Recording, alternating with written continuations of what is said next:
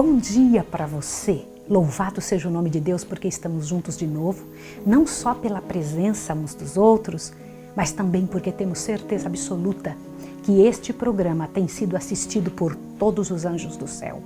Há interesse do céu que este livro, Grande Conflito, que nós estamos estudando, seja colocado em todos os lares, seja levado a todas as casas e a todas as mentes. Este livro, que você e eu estamos agora participando da execução dele, faz uma diferença tremenda no coração das pessoas. É nossa chance agora, pela graça e poder de Deus, fazer a coisa acontecer. E para isso eu quero orar com você. Para que este material chegue aos corações, é preciso nós orarmos pedindo a Deus que nos abençoe. Vamos orar agora? Vamos lá? Bendito seja o nome do Senhor. Bendito para sempre seja teu nome, ó Deus bendito. Pela graça que nos dás de estarmos vivos nessa hora da história da terra, com toda a ajuda do céu, com toda a força do céu, para executarmos o trabalho que o Senhor nos confiou. Abençoa agora, Senhor, esta pessoa que está nos ouvindo, a sua casa e toda a responsabilidade que temos, em nome de Jesus. Amém, Senhor. Louvado seja Deus, porque já se foram 8 programas, 8 capítulos do livro Grande Conflito. E hoje, pela graça e poder de Deus, vamos estudar Despertam as Nações. O seu programa Tocha está começando.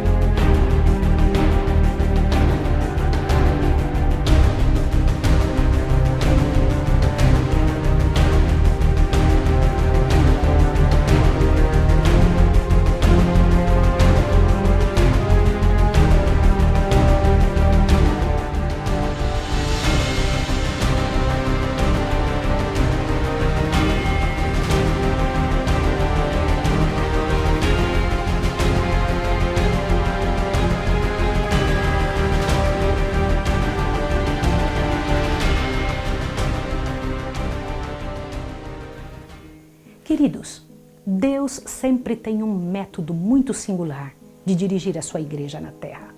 Na fundação da Igreja da Reforma, ele teve o mesmo proceder que na fundação da Igreja dos Discípulos. Ou seja, ele usou os homens mais simples e disponíveis no lugar de homens que procuravam o louvor e a admiração. Os mais abastados ou aqueles cultos não podiam simpatizar com seu semelhante e nem seriam colaboradores do homem de Nazaré. Os discípulos eram humildes. Os homens da reforma usados por Deus eram humildes também. Pessoas que não tinham sido influenciados pelos enganos de sua época. Homens livres do orgulho e inclinados à devoção e fortalecidos para se oporem aos enganos sutis dos líderes religiosos. É plano de Deus empregar humildes instrumentos para atingir grandes resultados. Não será então dada a glória aos homens, e sim àquele que opera neles, o querer e o efetuar segundo a sua boa vontade. Poucas semanas havia se passado do nascimento de Lutero, quando em uma cabana simples nos Alpes, na fazenda e na casa de um mineiro, nascia um rapazinho que faria uma grande diferença na reforma. Zwinglio estava nascendo. Ele nasceu na Saxônia, na choupana de um pastor entre os Alpes. Imagine isso, hoje você vai saber de uma história linda. Zwinglio foi criado em um ambiente que lhe proporcionou pensar nas grandiosidades de Deus pelas cenas que ele via.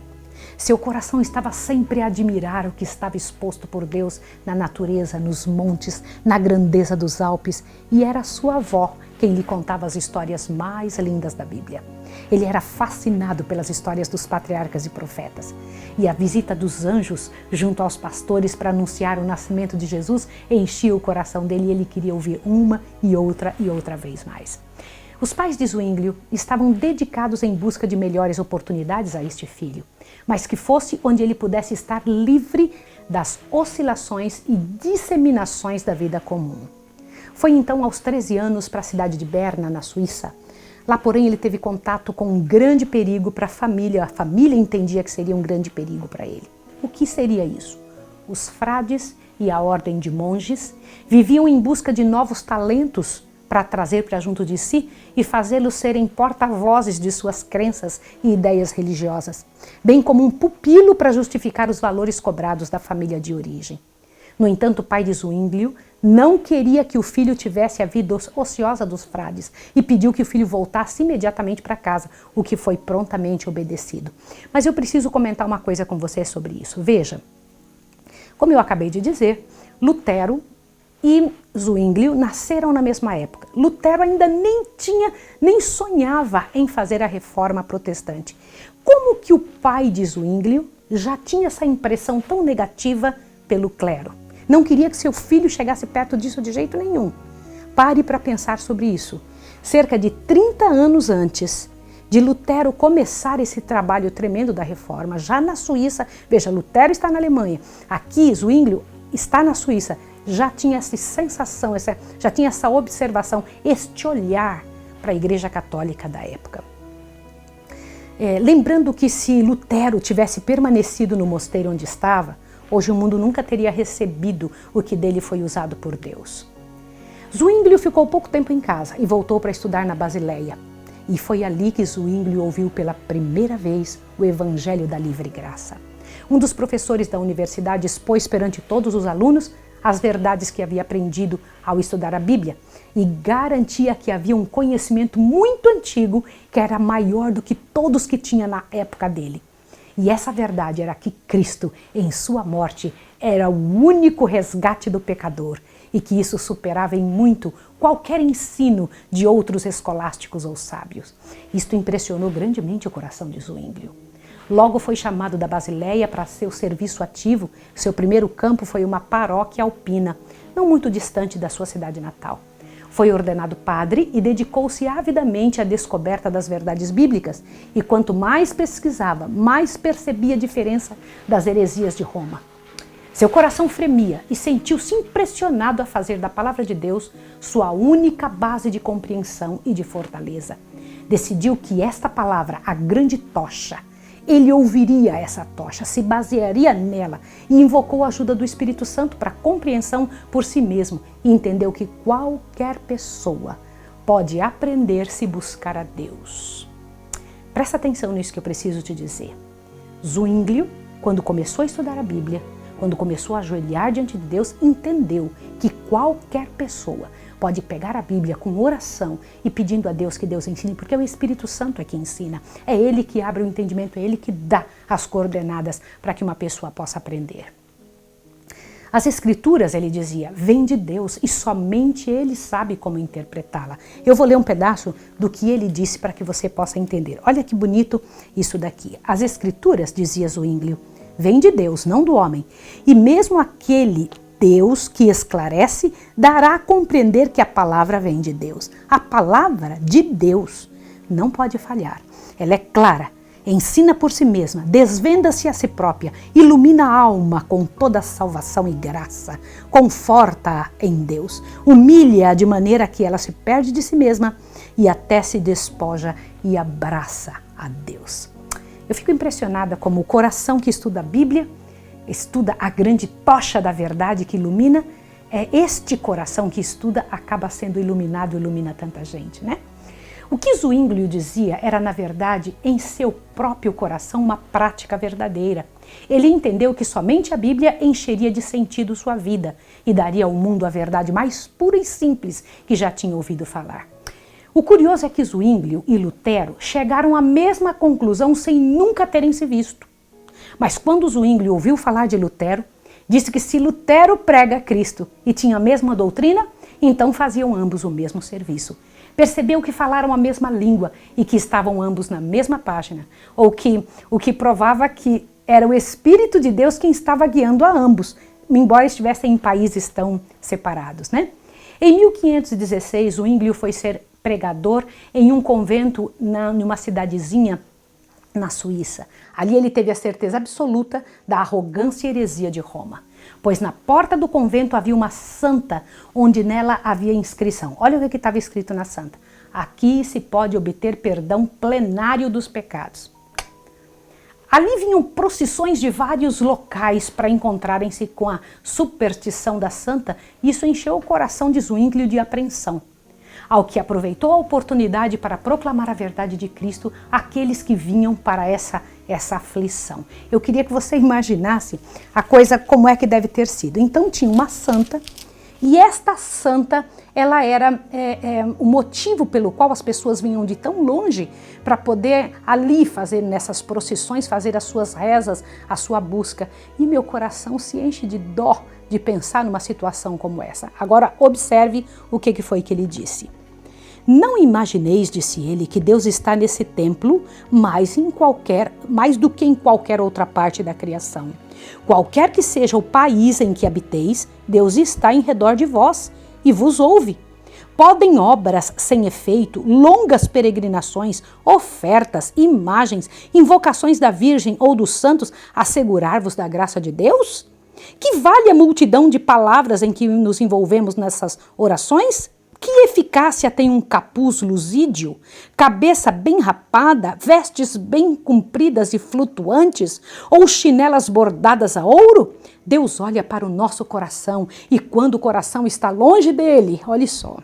Cristo disse que uma vez foi oferecido sobre a cruz é o sacrifício e a vítima, que por toda a eternidade proveu solução para pecados dos crentes. Você teria coragem de fazer o mesmo que Zwinglio fez? Que quando alguém estivesse vindo adorar numa santa, movido por essa ideia de que ali encontraria a solução para os seus problemas, você teria coragem de dizer isso? Essas verdades não foram bem aceitas por alguns dos que pensavam ter perdido a viagem e também preferiam confiar na maneira que Roma havia ensinado de conseguir o perdão. Lhes faria mais fácil pagar penitência do que fazer esforço para mudar o coração. No entanto, receberam com alegria, outros, no entanto, receberam com alegria e voltaram para casa cheios de vigor, por ter conhecido que a liberdade em Cristo é a única verdade que salva e conforta a alma. Então a verdade era assim, e era levada de aldeia em aldeia, e o número de viagens ao relicário da Virgem diminuiu muito. Houve decréscimo das ofertas e, consequentemente, baixou também o salário de Zwinglio, que era pago com estas ofertas. Mas isso não lhe causava tristeza, causava, na verdade, era alegria. E as autoridades papais não tinham os olhos fechados para o que Zwinglio estava fazendo, porque esperavam ganhá-lo com lisonjas para o seu lado. Enquanto isso, o povo ia sendo advertido. O trabalho nessa capela onde ele estava tinha preparado para um trabalho ainda maior. Ele foi chamado para ser o pastor da Catedral de Zurique, embora os prelados estivessem dispostos a impedir a entrada de qualquer novidade e começaram a orientar Zwinglio em não oferecer algo diferente do que aquilo que a igreja já fazia. Olha o que foi que eles disseram para Zwinglio quando ele chegou na Catedral de Zurique. Olha isso aqui. Farás todo o esforço, disseram eles, para coletar as receitas possíveis, sem desprezar a menor. Gente, ouçam isso, presta atenção. Exortarás os fiéis, tanto no púlpito como no confessionário, a pagar seus dízimos e impostos e a mostrar por ofertas sua afeição para com a igreja. Serás diligente em aumentar as rendas que se arrecadam dos doentes, das missas e, em geral, em toda a ordem eclesiástica. Quanto à administração dos sacramentos, à pregação e ao cuidado do rebanho, acrescentarão seus instrumentos. São também deveres do capelão. Acrescente os seus instrutores, aliás. Para estes, porém, pode empregar um substituto, e particularmente no pregar. Não administrarás o sacramento a ninguém, a não ser as pessoas notáveis, e unicamente quando chamado, proíbe-se fazer isso sem distinção de pessoas. É uma lista grande de situações que ele tinha que cumprir para continuar no cargo, como pastor principal de Zurique.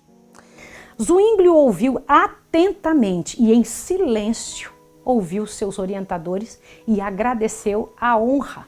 Porém, explicou que seu método de trabalho era somente Cristo e unicamente Ele. Ele disse assim: pregarei o livro de Mateus e a vida de Cristo, que tem sido por tanto tempo oculto ao povo, e também tirarei unicamente das Escrituras as verdades que pregarei. A glória de Deus, ao louvor de seu único Filho, a salvação real das almas e sua consagração da verdadeira fé que eu consagrei meu ministério. Na verdade, embora alguns tentassem dissuadi-lo, ele permaneceu firme. Declarou que o que ele fazia não era nada novo, mas o que a igreja fazia no primeiro tempo era isso que ele estava fazendo agora. Você entendeu bem o que ele quis dizer? Ele falou, o que eu estou fazendo não é nada novo, é o que a nossa igreja fazia lá quando os discípulos viviam. Eu não estou criando nada novo, isso já existia. Compreende isso? Que, na verdade, a verdadeira igreja do Senhor, ela existiu nessa época em que os discípulos estavam vivos. Depois foi entrando uma coisa e outra e a igreja se prostituiu. Uma multidão começou a vir ouvir Zwinglio e acotovelavam-se para ouvirem as verdades que ele trazia, as verdades que para eles eram novas do Evangelho, né? E ficavam felizes pela graça operante em suas vidas. Voltavam para casa renovados. Zwinglio não pregava somente o Evangelho, como também reprovava os exageros da igreja e a heresia e os males da corrupção e do clero. Mas embora seu trabalho fora recebido a princípio com entusiasmo, logo começou a oposição. Escárnios, zombarias, humilhações, insolência, ameaças foram métodos usados para intimidá-lo no desejo de atravancarem a obra que ele fazia. E eles simplesmente diziam, se quisermos levar pessoas a Cristo, teremos que suportar muitas desilusões. Nesse tempo chegou da Basileia um certo Luciano, trazendo os escritos de Lutero e dizendo que eles eram uma bênção grandiosa. Comentava que Lutero era inteligente, muito prudente e que valia a pena examinar as verdades ali contidas. Eu vou ler para você o que foi que eles disseram. Olhe bem, presta atenção. Na ocasião em que Deus passa a quebrar as algemas da ignorância e da superstição, então é que Satanás opera com o máximo poder para envolver os homens em trevas e segurar seus grilhões ainda mais firmemente. Surgindo nos diferentes países homens para apresentar ao povo perdão e a justificação pelo sangue de Cristo, Roma prosseguiu com renovada energia, abrindo seu mercado em todos os lugares, oferecendo dinheiro por dinheiro o perdão. Entendeu isso? Todo pecado tinha seu preço, e aos homens se concedia livre permissão de crime, contanto que o tesouro da igreja se conservasse cheio. Assim, ambos os movimentos prosseguiram, um oferecendo perdão do pecado por dinheiro e o outro mediante Cristo. Roma permitindo o pecado e dele fazendo sua fonte de renda, os reformadores condenando o pecado e apontando para Cristo com a propiciação e o libertador. Você percebeu a diferença? Na verdade, só existiam duas partes. Uma parte queria que o perdão fosse pago, que então a pessoa seria deixada livre da sua culpa se ela pagasse um valor para a igreja. Do outro lado, tinha um grupo dizendo, só Jesus, ele pode fazer esse trabalho no seu lugar. Na Alemanha, a venda das indulgências era confiada aos frades dominicianos e dirigida pelo infame Tetzel. Agora você vai ver uma história tenebrosa. Na Suíça, porém, estas vendas eram feitas e estava a cargo de Sansão, um monge italiano que, ao chegar na Suíça, mandou avisar a Zwinglio que estaria trazendo suas mercadorias à cidade vizinha. O que é isso? Eles traziam mercadorias, praticavam simonia. Eles trazendo essa mercadoria, eles vendiam essas mercadorias com o intuito de fazer a pessoa pensar que se não as tivesse, não estariam tão próximos de Deus. Qual não foi a pressa com que Zwinglio começou a abrir a mente do povo e Sansão teve que ir embora sem conseguir encher os cofres papais e conceder a eles a riqueza desejada? Em Zurique, Zwinglio pregou abertamente contra a venda de perdões, o que levou o povo a ficar avisado. Quando Sansão foi aproximando-se da cidade, foi interpelado por um emissário que o enviou e avisou que ninguém o queria ali com essa função. Sansão teve que ir embora sem vender um único perdão. Grande impulso recebeu a reforma com a chegada da grande peste em 1519, o que levou as pessoas a perceberem que a compra de perdões não as livrava verdadeiramente de nada. Zwinglio caiu doente em Zurique e se pensou que ele faleceria. Ficou muito mal e sentiam a sua saudade dele, mas quando voltou, estava mais forte do que nunca para continuar os trabalhos que tinham sido confiados a ele para pregar. E pregar era a sua missão, E o fazia com ardor, pregava sobre a origem do homem, a criação de Adão e Eva, o amor de Deus pela humanidade e o cuidado infinito de Deus para com seus filhos amados. Explicava que as pessoas não estão livres para pecar por terem a graça de Cristo à sua disposição. Suas pregações tinham vida e as catedrais não comportavam a multidão que vinha ouvir as mensagens de Deus. Mas eu preciso te explicar uma coisa. Nós vimos ontem que as pessoas gostavam de estar perto de Lutero. Agora as pessoas, nós estamos vendo no estudo de hoje, que amavam ficar perto de Zwinglio. Quero te contar uma coisa. Não é a pessoa. É o que Deus faz pela pessoa. É um instrumento usado, se torna um espaço onde Deus usa. E então Deus é muito engraçado. Ele empresta para nós o seu poder e as pessoas, por amarem a verdade, elas se aproximam do instrumento. Compreende isso que eu estou te dizendo? Passo a passo avançava a reforma na Suíça, mas seus inimigos levantaram-se em ativa oposição. Há um ano antes, o reformador de Wittenberg havia dito seu não no concílio de Worms, e agora parecia que estava tudo se encaminhando para o mesmo fim na Suíça. Diversos ataques tinham sido feitos contra Zwinglio, ou seja, pela discórdia, acusação, imposição de medo. Inclusive, várias pessoas tinham sido sentenciadas à prisão e à fogueira, mas Zwinglio parecia não se intimidar. Foi então convocado um concílio onde Zwinglio foi acusado de estar disseminando doutrinas heréticas ao povo e estar causando desordens. Zwinglio disse abertamente que sua congregação era mais calma e pacífica, pois recebia a palavra da vida constantemente, e era exatamente por isso que ela era mantida em paz. Os delegados aconselhavam a todos que permanecessem na igreja, dizendo que fora dela não havia salvação. Você entendeu isso? O clero dizia para o povo: não saiam da igreja católica, porque fora dela não há salvação. Zwinglio dizia imediatamente, ele contestava dizendo, sabe o quê? Falava o que eu vou ler agora para você. Presta atenção, qual era a cabeça de Zwinglio, o que ele pensava. Não vos mova esta acusação.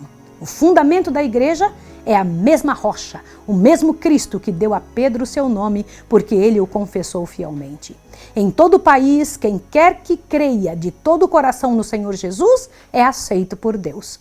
Esta, verdadeiramente, é a igreja, fora da qual ninguém pode ser salvo. Como resultado da conferência, um dos delegados do bispo aceitou a fé reformada. Quando alguém tem coragem de falar a verdade, outros se levantam e tomam posição. O conselho recusou agir contra Zwinglio e Roma preparou um novo ataque. Os amigos da verdade, que estavam desapontados pelo desaparecimento de Lutero e agora ganhavam novo ânimo ao ver que a reforma se estendia para a Suíça e de lá para o mundo.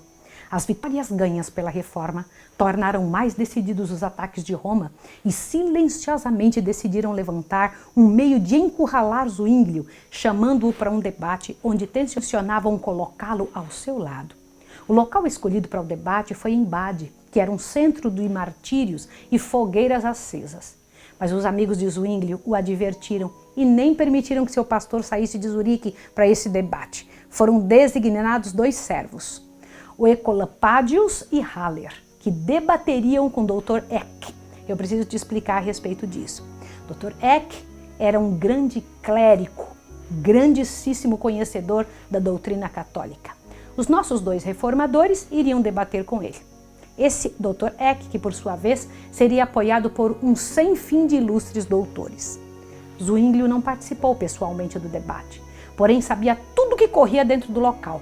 Um jovem escrevia cada palavra e voltava durante a noite para perto de Zwinglio, que respondia e dava sugestão aos comentários, e assim cartas eram trocadas entre os amigos. Estes jovens não eram vistos e nem percebidos, porque viajavam à noite e traziam cestos de galinha na cabeça quando entravam em Bade e não eram então percebidos. Assim, Zwinglio trabalhou mais à distância do que se tivesse vindo em pessoa. Os representantes de Roma, exultantes de sua vitória, vieram a Bade luxuosamente vestidos e sua mesa era regada do mais puro vinho e viviam divertindo-se em festejos e gracejos.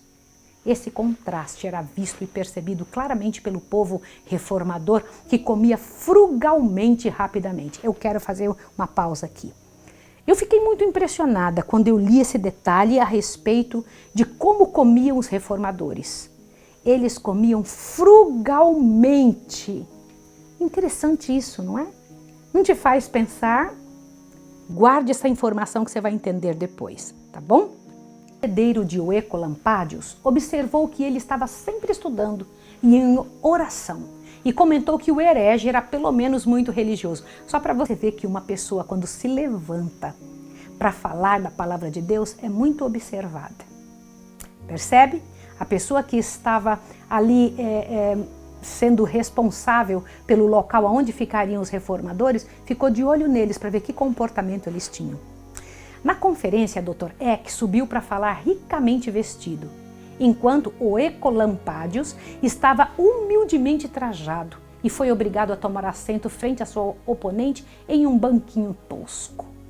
Dr. Eck tinha uma capacidade de comunicação invejável e se mantinha sempre atento, visto que o ouro e a posse de riquezas era a razão para tanto empenho. Ele parecia muito confiante. E quando lhe faltavam argumentos, ele recorria a insultos e mesmo a blasfêmias. O Oecolampadius entrou com muito respeito na discussão. Eu quero lembrar você agora de como Martinho Lutero entrou diante da dieta de Worms. Você lembra disso? O jeito, a maneira de falar, embora vestido muito simples, mas com muita educação. Não foi diferente com esse nosso reformador, modesto, não confiante em si mesmo. E ele começou com as seguintes palavras. Observa isso aqui agora, olha só. Não reconheço outra norma para julgar a não ser a palavra de Deus. Embora gentil e cortês de maneiras, mostrou-se capaz e persistente. Enquanto os romanistas, segundo seu hábito, apelavam para os costumes da igreja como autoridade, o reformador apegava-se firmemente às escrituras sagradas. O costume, dizia ele, não tem força alguma em nossa Suíça, a menos que esteja de acordo com a Constituição. Ora, em assunto de fé, a Bíblia é nossa Constituição. Ai, aleluia! Eu gosto tanto de ouvir isso. Imagina que coragem desses homens, não é? Era grande o contraste entre os oponentes. De um lado, a educação, moderação e respeito dos reformadores, e do outro lado, a jactância e violentas palavras de acusação dos romanistas. E isso fala aos espíritos do povo.